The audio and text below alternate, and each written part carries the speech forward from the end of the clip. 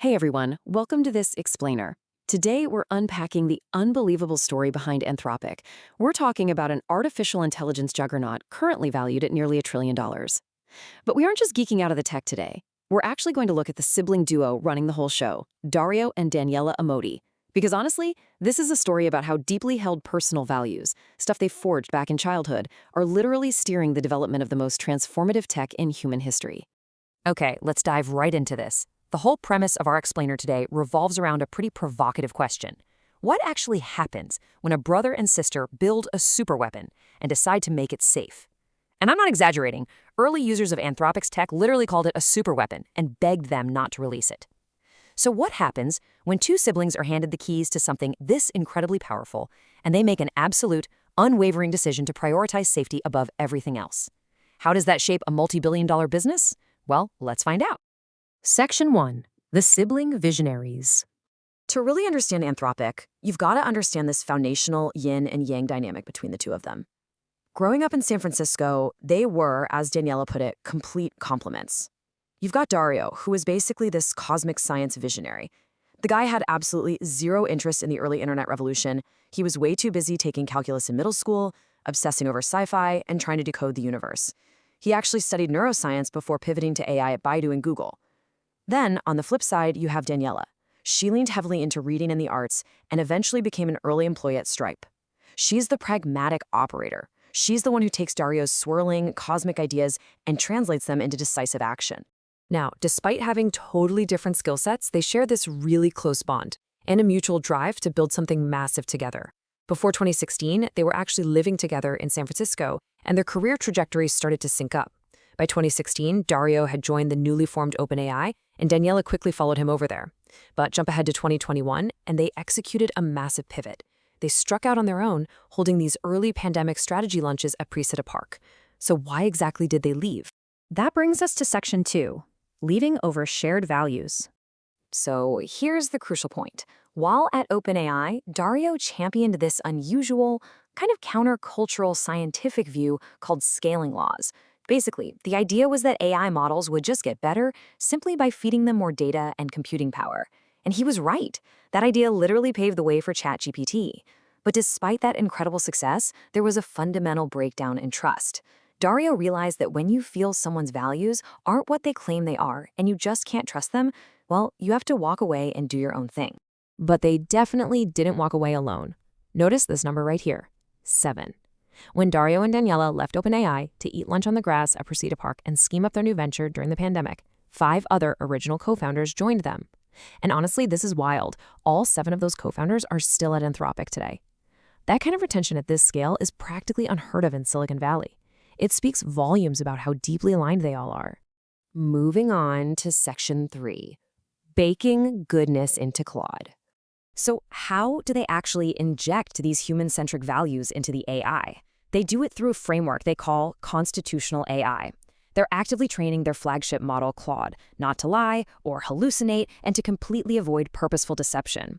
They're prioritizing harmlessness. But of course, that raises a big question. Whose values decide what is actually good? They thread a really fine needle here. They rely on foundational documents from human history, like the UN Declaration of Human Rights. They've even sat down and consulted with diverse religious leaders to bake in core values that are consistent across totally different belief systems. The fundamental moral questions human beings have been grappling with for millennia. Daniela describes Claude's intended personality as having professional warmth. And this is pretty funny. They actually had to dial back early versions of the model because it was overly concerned. Frankly, it was a little nanny-ish.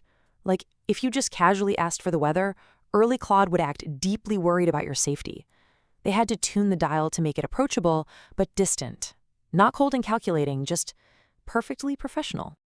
Which leads us to Section 4, the enterprise safety strategy. Now, this brilliantly illustrates the strategic fork in the road they faced as a business.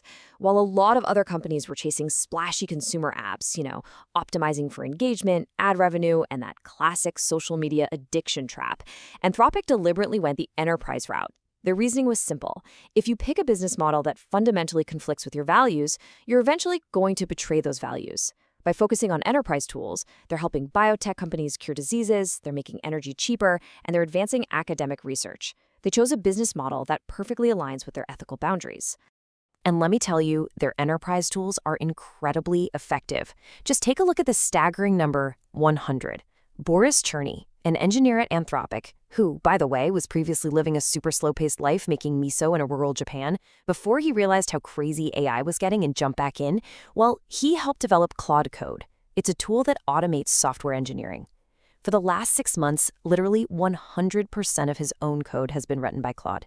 He says having thousands of Claudes working for him all at once feels like suddenly having superpowers and strapping on a jetpack. And if anyone thought that sticking to a strict moral framework would somehow slow Anthropic down, the numbers prove the exact opposite. Their year-over-year API volume growth is up nearly 17 times. In the first quarter of this year alone, they saw an 80 times annualized growth rate. They're officially growing way faster than their own exponential projections, they're hitting profitability, and they're wiping billions in value off traditional software stocks. It's a real game changer. All right, final part, section 5, preparing for AI's future. When Dario is asked if he sees himself as a modern-day J. Robert Oppenheimer, the father of the atomic bomb, he firmly rejects the comparison. In fact, he views Oppenheimer as a failure case. It's exactly what should not happen. Dario insists that protecting humanity requires systemic checks and balances. We can't rely on individual saviors or larger-than-life personalities trying to be the center of the universe.